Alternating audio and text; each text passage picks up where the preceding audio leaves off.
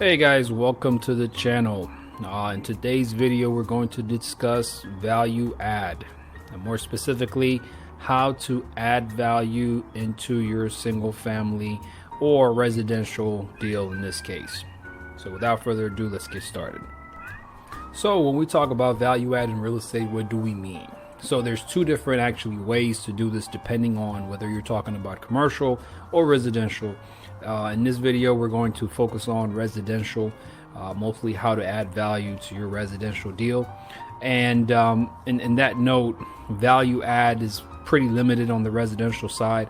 It essentially means what can you do to the property to increase the value of that property, right? So by the time you are ready to sell it, you're selling it for more than what you paid for. That is ultimately the objective for every investor. So in this case, value add is essentially what can you add or change to the property that you can go ahead and increase the overall valuation of that property. So let's discuss more on what can you do on a residential side to add value into your deal. All right, so let's look at the different ways you can add value into a residential property, right? The first one is the obvious one, the renovations and upgrades. This is typically what you do when you do a fix and flip or a buy and hold. You find a deal or you find a property that it is in desperate need of repair, and you fix it up, you do the repairs, you rehab the property, and then you either flip it for a profit or keep it and rent it out. And then when you eventually sell it, you make a profit and you sell that property. This is one of the most obvious and most traditional ways of adding value into a residential deal. This is pretty straightforward. We can talk more about the different ways and repairs that add the most value. Some of the key ones are kitchen updates. Kitchen updates tend to bring in the most value, bang for your buck, when you do a kitchen update. So it's always crucial to do that. Opening up the house to make it more modern. If it's an older home, bringing down the walls without jeopardizing the integrity of the structure of the property to make it more open. That tends to bring more value to the property. So those type of repairs are the traditional ways to add value. The second way is to repurpose the property. What does the repurpose the property mean? Well, if you have a single family home and it's got, let's say, a 5-bedroom, 3-bath, you can go ahead and break it up and turn that into a duplex, make it like a 2-bedroom, 2-bath, or a 3-bedroom, 1-bath, and turn that into a 2-unit property. Again, there's really two ways to add value to a real estate investment. One is increasing the value of itself. The other way is increasing the cash flow that you can get from that property.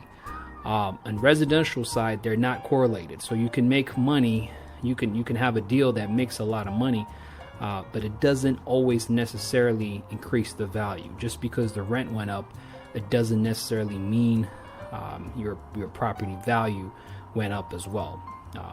Typically when one goes up, the other one is also associated with it, but not necessarily. Unlike commercial, where there's a one-to-one relationship between increasing the revenue, increasing the income of the property with the value of the property itself. On the residential side, they tend to be separate, right?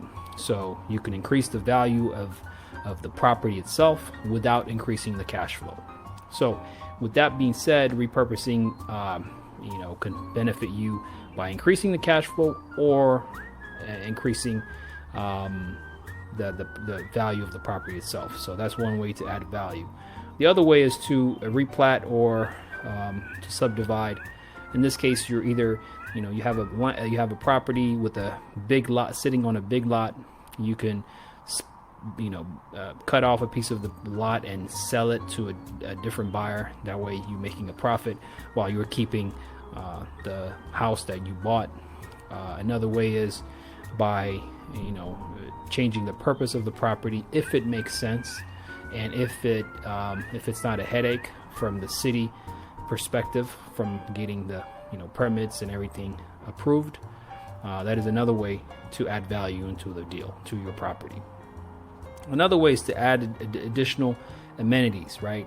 This is a very good way to increase value, whether it's adding a swimming pool or, adding some different amenities, or one of the most popular things that are, coming around being talked about lately is ADUs. Adding ADUs is another great way of increasing the value of the property as well as increasing the cash flow. So look into it. ADUs are a cheaper way of adding an extra unit into your property, whether it's building a garage apartment or just bringing in some mobile or manufactured house into your property. So look into that and look into the city, your city ordinances and permits requirements for that. That's another great way of adding value. The other way is just to do green energy upgrades, whether it's upgrading the AC system or changing the appliances to make it green energy efficient. This tends to add on some degree of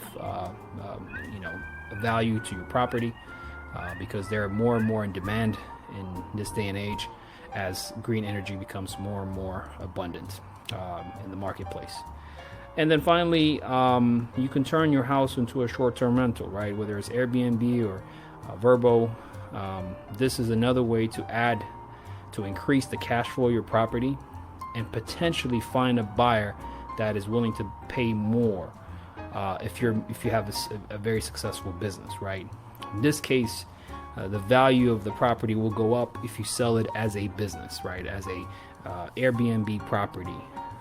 But typically, again, on the residential side, just because your cash flow, you're increasing the cash flow of the property, it doesn't necessarily mean you're increasing the value of the property itself. So the bank is not going to loan you, at least conventional banks are not going to loan you based on how much money you're making on a residential side. They're going off of, the comps in the area, right? How much are the houses in the area selling with the same square footage and same bedroom comparable to yours? So with that case, this is more of a cash flow and adding value for cash flow as it is just increasing the value of the property. And then the other one is RAL, which is residential assisted living. You can turn your property into a residential assisted living. This tends to increase some level of value, adding some value to your property, but also it's increasing your cash flow on your deal. So with that being said, these are the different ways on the residential side you can increase the value of your property, add value, but also you can add value by increasing your cash flow. Now, on the commercial side, we'll look at another video, talk more about it. There's more flexibility there, more ways to increase the value, and we'll talk about that more on another video. Alright guys, well, thanks for watching the video. Don't forget to subscribe, like, and comment, and let me know what other topics and what other information I can cover in the next videos. With that being said, till next time, take care guys.